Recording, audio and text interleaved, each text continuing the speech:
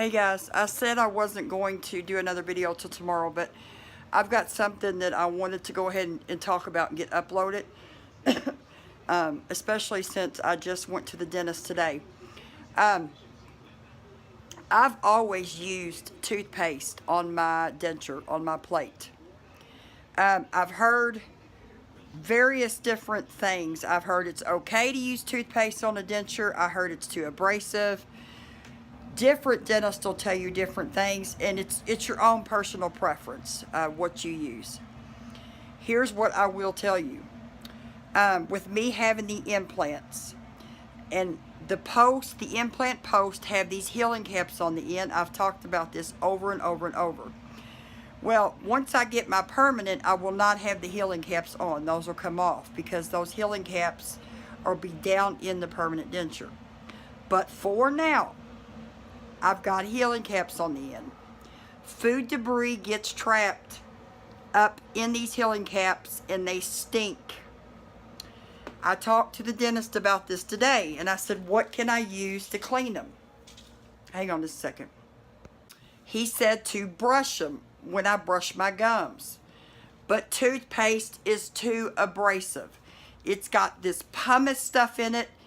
And he said the way he likes to test out something to see if it's too abrasive is to rub it between his fingers. I told him that I have been using something new that I got, which is the Dr. B's Dental Solutions Cleanadent.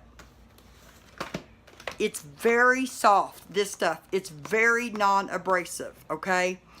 From now on, this is what I'm going to be using on these implants and on my gums. In the past, you know, before I started using this, I would brush my lowers, brush my plate, and then gargle with some warm salt water, like for my gums. And you know what? I don't recall that, I don't think I've ever used like toothpaste on these implants because it is too abrasive. I always rely on the warm salt water wrenches. But I'm so glad that I've tried this stuff out because it doesn't hurt. You take a little bit on a toothbrush. I use an extra soft toothbrush and just brush around them implants really, really good. Brush the gums because that stimulates the gums. This stuff is incredible. And I'm not going to sit here and tell you a product is great if I don't truly believe it is in my heart.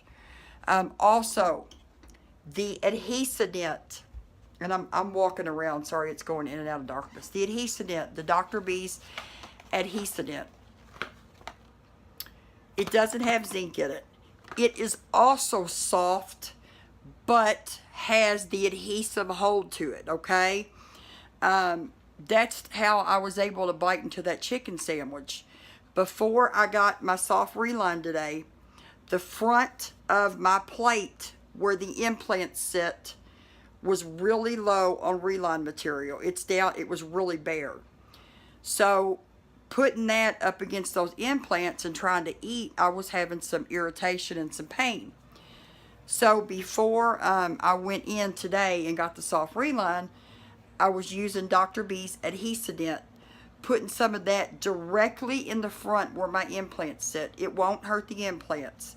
And that was so soft and gave me enough cushion to where I could bite into food without it hurting and without giving me any sores. So I just wanted to bring those two things up. These are two fantastic products. Dr. Berland has created something just fantastic. So if any of you guys, I've talked to one person that has tried the Adhesadent and they love it because it does not burn when they use it. I've heard that the Secure, you may have a little burning, which I have some Secure here, but I've not personally tried it, especially since I've got the implants. I don't want anything that's going to burn, causing inflammation near those implants. You know, I want to be at the end of this I don't want to cause irritation to something and then, you know, have to go back to the dentist. And so anyways, that's all I have. Also, on my last video for the wax try-in, I told you guys that part of the sound was lost.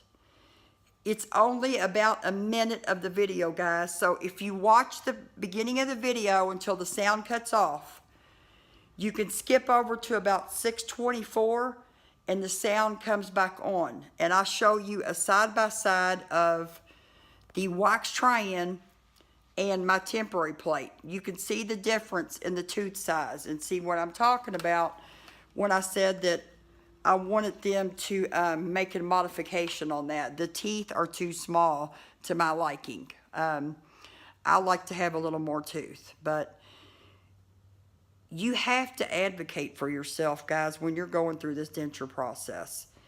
You can't, you know, if you go in for a wax try-in or something is off, you have to speak up.